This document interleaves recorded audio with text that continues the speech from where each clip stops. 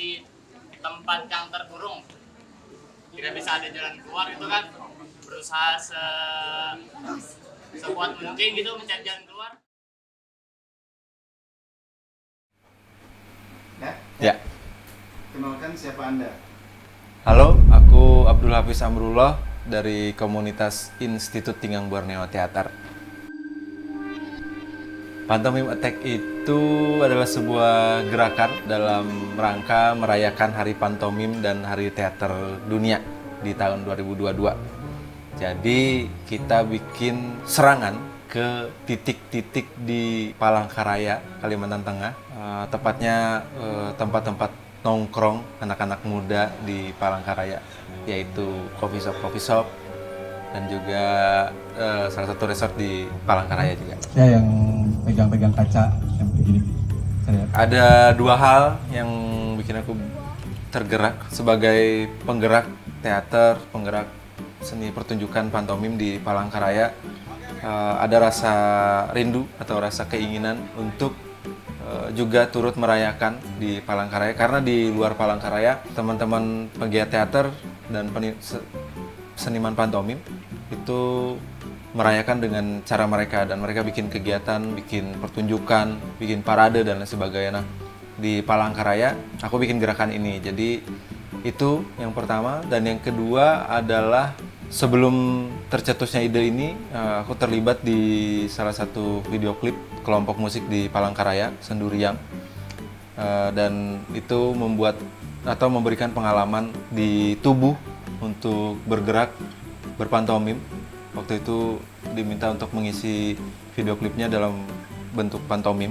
Nah, dari situ merasa bahwa kayaknya bisa deh ini dijadikan bahan untuk gerakan merayakan Hari Pantomim dan Hari Teater Sedunia. Itu dua hal yang melatar belakangi adanya Pantomime Attack.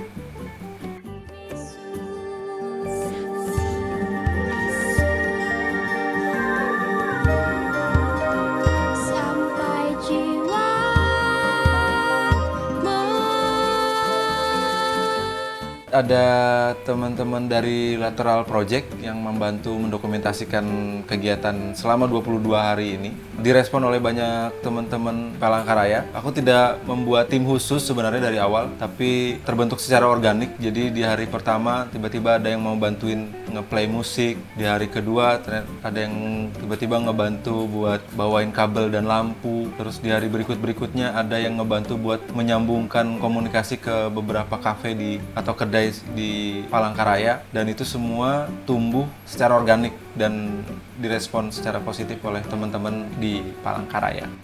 Seru dan membayar kerinduan ya, karena rindu ruang diskusi, karena kan selama 2 tahun dijajah sama Covid, kita terbatas untuk ruang diskusi, mentok nge-zoom atau live Instagram. Nah, di 22 tempat yang dirasakan tuh berbagi energi secara langsung, live gitu. Langsung dari penyaji dan penikmat, langsung ngobrol, diskusi. Jadi itu sih yang dirasakan, kerinduan itu terbayar tuntas di 22 ini, dan membuat aku untuk menyiapkan sesuatu yang juga sebagai rencana tindak lanjut dari 22 ini. Jadi nggak berhenti di 22, tapi kayaknya pengen ada sesuatu yang juga bisa mengumpulkan kerinduan-kerinduan ini tuh jadi sesuatu.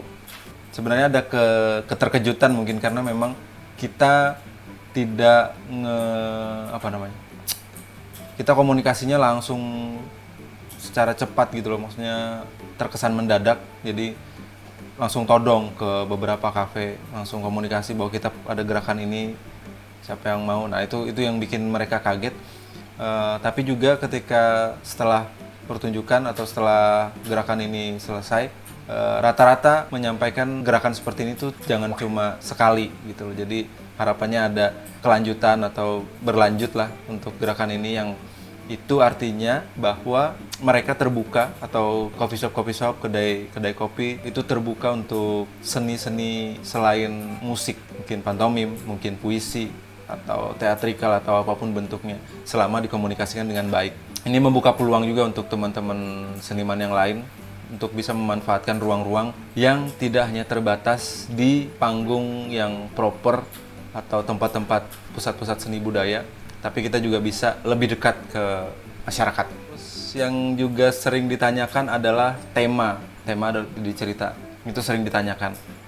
Dan saya selalu bilang kalau pertunjukan ini tuh formatnya yang aku buat tuh ibaratnya adalah kertas putih, polos. Makanya setelah pertunjukan itu ada sesi diskusi. Jadi di sesi diskusi itu aku memberi ruang untuk penonton untuk menuliskan apa yang dia pikirkan, apa yang dia rasakan saat nonton pertunjukan. Seperti ada di tempat yang terkurung, tidak bisa ada jalan keluar itu kan, berusaha sekuat mungkin gitu mencari jalan keluar. Sedih banget gitu, memang merinding banget kayak kita bisa ngerasain juga gitu. Sesuatu yang harus dilepas, ya udah dilepas aja, nggak usah terlalu dipertahanin kayak gitu. Jadi saling melengkapi. Aku bikin pertunjukannya, aku bergerak, terus mereka melengkapinya dengan cerita apa yang mereka rasakan. Seperti itu.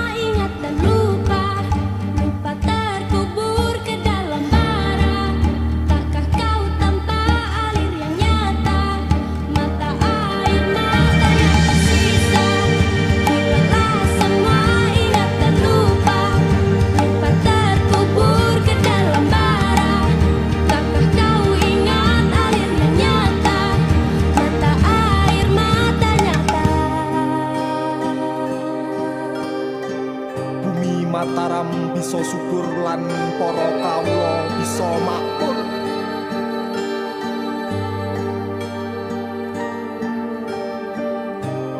Yen to kali Praga lan kali Opak bisa nyawiji.